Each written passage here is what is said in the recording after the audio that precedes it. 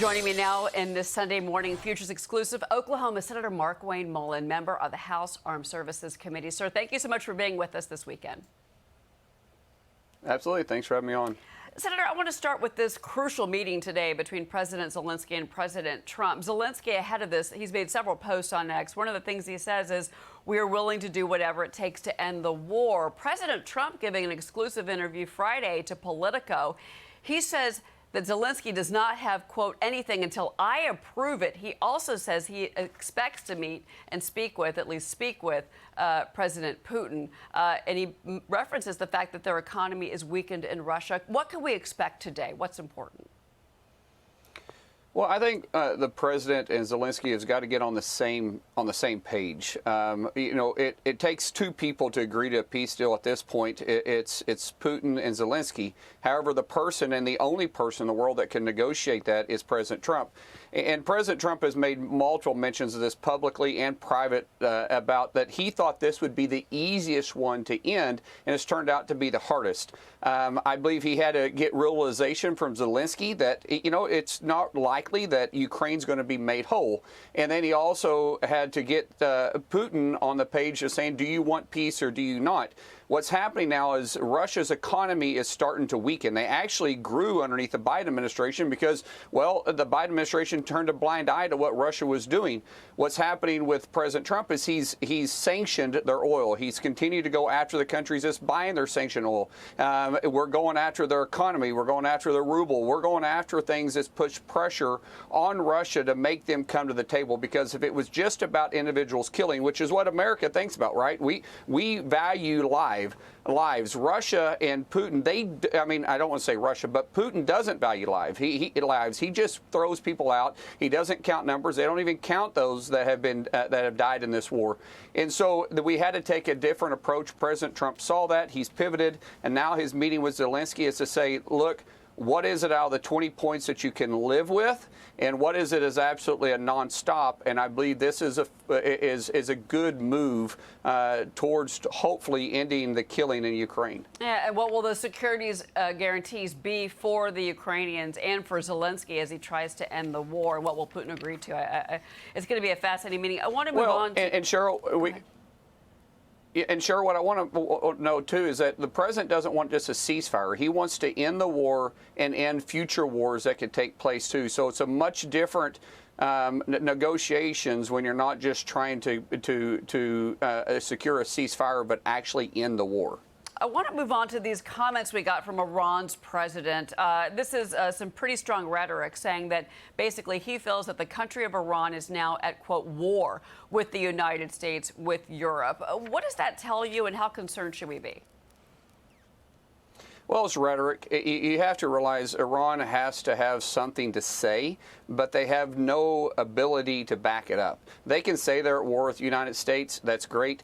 We know that their reach and their ability to actually deliver on those threats are limited. Now, they still have terrorist organizations around the world because they're the world sponsor of terror. But their financial stability is greatly hurt. Their infrastructure is greatly hurt. They also fear the United States right now because they know that we can reach in and touch them where we're at. I want to point out that President Trump, during the bombing that we were eliminating their nuclear program, the president warned then their leadership saying, look, we know where you're at. We can also take you out in the building, and actually said where they're at, but we're going to choose to leave you alone. That was a very loud warning that went to the leadership. They may be terrorists, but they're not suicidal, not the leadership. And so this is just rhetoric coming out of them with probably nothing to be able to back it up. Well, and certainly that is a part of the discussions we assume that will happen between Netanyahu and President Trump tomorrow at Mar-a-Lago. And again, bringing in the Israelis into whatever this means for the Gaza Strip and where we go with Hamas. I do want to get to Venezuela with you, though. You've been very vocal about this issue and what's happening in the Caribbean. And one of the things that we're seeing now, in particular going after these narco-terrorists, is the fact that Venezuela, and this is from a New York Times opinion piece dated 26th of December, Here's what Jimmy Story writes, and I want to read this to you. I think it's really crucial about these moves against Maduro. He says, Venezuela has been commandeered by a group of criminals masquerading as a government. They continue to be run by Maduro and his cronies. This is instability. They're encouraging migration and, of course, these armed groups. They say a free and democratic Venezuela could be a source of stability and economic growth for the entire Western Hemisphere. President Trump has been criticized for going after these narco-terrorists and these boats, and of course all the military movements that we have made, and now we have more ships off the coast of Venezuela. Where do you see this going? And obviously, do you back the president and his moves against Maduro? Absolutely, 100% back the president on this, and that report is correct. Venezuela could be that example that they used to be a democracy, and what an economy can happen when you actually have free and open elections and allow the people to choose. What's happened is Maduro has taken over the country. He's turned that government into a terrorist organization. He's allowing cartels to flow drugs openly through Venezuela, and is actually using the military and the police there to protect the drugs and the shipyards to what it's being shipped out of. He's using the oil to not for the people, but for his own personal gain. And so the only way this can actually stabilize is Maduro has to leave. And we know that we put a bounty on Maduro's head, but we've also told Maduro he can leave.